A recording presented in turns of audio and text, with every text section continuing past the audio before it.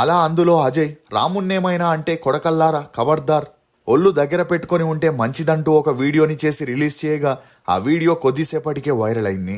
ఇక అలా ఆ వీడియో అన్వేష్ దాకా వెళ్లడంతో అన్వేష్ ఇమీడియట్గా ఒక రీల్ని రిలీజ్ చేస్తూ, మీ గురించి నాకు పెద్దగా తెలియదు, నా గురించి మాట్లాడిన తర్వాత నీ గురించి తెలుసుకోవాలనుకున్నాను. అలా నీ గురించి వెతికితే బోలెడు లొసుగులు బయటికొచ్చాయి. ముందు నీ తమ్ముడు ఫణీంద్ర ఒక అమ్మాయిపై దౌర్జన్యం చేశాడని బయటపడింది.